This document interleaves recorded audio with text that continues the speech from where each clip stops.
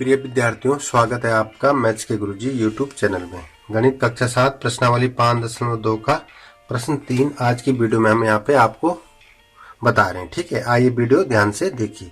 संलग्न आकृति में P समानांतर Q तो अज्ञात कोण ज्ञात कीजिए। ठीक है, यहाँ पे हमें एक आकृति दे रखी है, इसमें क्या है P समानांतर Q, ये P और Q क्या है, दो समानांतर लाइन है। तो हमें अज्ञात कोण यहाँ पे दे रखा है A B C D E और F, इन कोणों को हमें ज्ञात करना है, जबकि ये वाला कोण हमें दे रखा है 125 डिग्री। ठीक है, तो अगर आपको इस आकृति को ऐसे घुमा दिया जाए तो आपको जल्दी से समझ में आ जाएगा। ठीक है, तो ये आकृति को हम ऐसे घुमा रहे हैं। ठीक है, ये हो गई P और ये हो गई Q। ठीक है, P हो गई और Q हो, इसको एक तिर्यक काट रहा है, ऐसा ये ऐसा काट रहा है। ठीक है, तो यहाँ पे देखिए जो कोण है इनको हम ऐसे लिखेंगे, ये 125 डिग्री हो गया, ये E हो गया 125 E, फिर ये खाली है, यहाँ पे कुछ नहीं दे रखा है, और ये F है। ठीक है, फिर यहाँ पे आइए, यहाँ पे A है, ये B है, A B C D, ये C है और ये D है। ठीक है, तो हमें A B C D E F कोणों को ज्ञात करना है।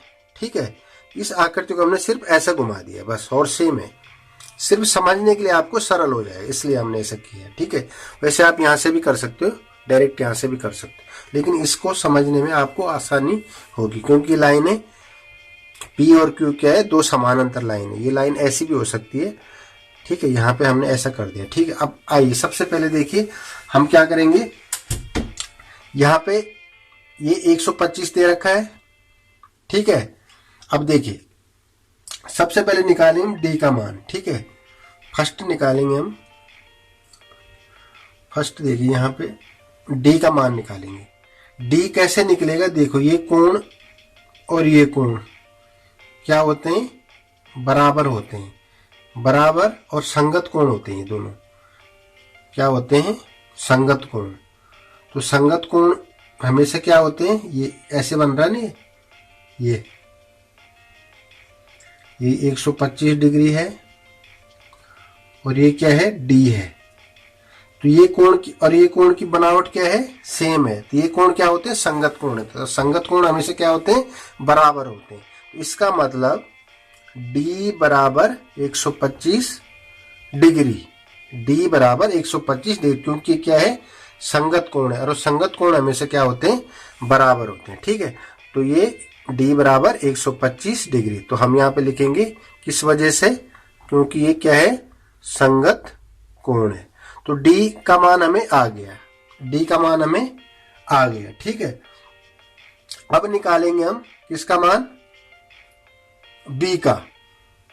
D का जब मान आ गया, अब हम निकालेंगे B का मान। अब देखो यहाँ पे D और B क्या है, ऊर्ध्वाधर सम्मुख कोण है। जब एक लाइन को कोई तिर्यक काटता है तो ये जो कोण बनते हैं ये क्या होते हैं, ऊर्ध्वाधर सम्मुख कोण। इसके सामने का कोण ये और इसके सामने का कोण ये। अगर ये D है और ये B है, अगर D और B क्या हो जाएंगे, बराबर हो जाएंगे, तो यहाँ पे हम लिखेंगे D बराबर B, और B कितना है, नहीं B बराबर D हो जाएगा। ठीक है, B बराबर D, और D कितना है, 125 डिग्री, 125 डिग्री। क्यों, ऊर्ध्वाधर सम्मुख कोण। ठीक है, ऊर्ध्वाधर सम्मुख कोण क्या होते हैं, बराबर होते हैं। ठीक है, तो D बराबर B, तो हमें D आ गया, यहाँ पे D आ गया हमारा 125 डिग्री, B हमें आ गया 125 डिग्री। ठीक है, अब हम निकालेंगे F का मान। ठीक है, F वाला, ये वाला F, तो नंबर 3 निकालेंगे हम F का मान। देखो जब दो समानांतर लाइन को, जब दो समानांतर लाइन, जैसे ये दो समानांतर लाइन है, कोई तिर्यक काटता है तो तिर्यक के जो एक तरफ जो कोण बनते हैं, इन दो कोणों का योग क्या होता है हमेशा 180 डिग्री। क्या होता है 180 डिग्री। जो हमने कल के क्वेश्चन में भी आपको बताया 180 डिग्री होता है इनका मान, ठीक है। तो जब हमें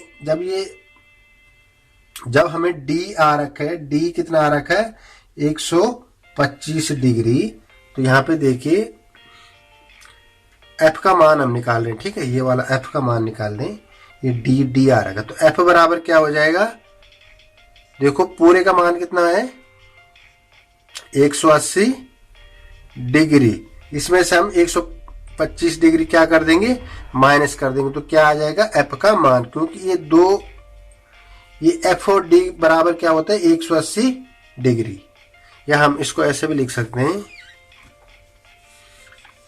जब दो समानांतर लाइन को जब कोई तिर्यक काटता है तो तिर्यक रेखा की एक तरफ जो अंतः कोण बनते हैं उनका मान क्या होता है 180 डिग्री होता है। इसका मतलब क्या है एफ प्लस डी बराबर 180 डिग्री, ठीक है। तो ये वाला छोटा वाला डी है ये, ठीक है। देखो अब इसमें देखो एफ प्लस डी कितना है 125 डिग्री बराबर 180 डिग्री। अब ये समीकरण हमको सॉल्व करनी है, ठीक है। तो यहाँ पे हमें एफ का मान आ जाएगा 55 डिग्री, क्योंकि 125 यहाँ माइनस में चला जाएगा और 180 में से आप 125 घटाओगे तो एफ बराबर आ जाएगा 55 डिग्री, ठीक है। तो हमें एफ का मान भी मिल गया है। एफ क्या आ गया हमारा 55 डिग्री, ठीक है।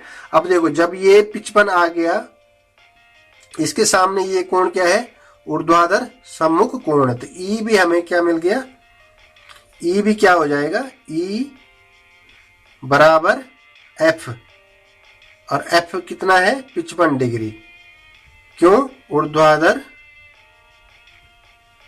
सम्मुख कोण, ठीक है। देखो एक मिल रहा तो सब मिलते जा रहे हैं, ठीक है। ई बराबर एफ, क्यों ई बराबर एफ, यहां पे भी देखिए ई बराबर एफ, ये क्या है ऊर्ध्वाधर सम्मुख कोण है, ठीक है। तो ऊर्ध्वाधर सम्मुख कोण क्या होते हैं हमेशा बराबर होते हैं। तो जब एफ बराबर 55 है तो ई बराबर कितना हो जाएगा 55 डिग्री, ठीक है। तो हमें ई का मान भी हमें ज्ञात हो गया है 55 डिग्री। अब कौन सा बचा हमें ए और सी, ठीक है, ए और सी। अब देखो यहां पे ये वाला कोण, ये सी है, ये एफ है, ठीक है। ये वाला कोण है, ये वाला कोण क्या है संगत कोण, एफ वाला और सी वाला, ठीक है। ये एफ की बनावट है, ये और ये ऐसा है ना, ये और ये एफ है और ये सी है। एफ हमें आ रखा है कौन सा 55 डिग्री, तो सी बराबर क्या हो जाएगा एफ बराबर सी, या सी ऐसे लिखेंगे हम, सी बराबर एफ, सी बराबर एफ, और एफ हमें कितना आ रखा है 55 डिग्री, क्यों संगत कोण है, संगत कोण, ठीक है।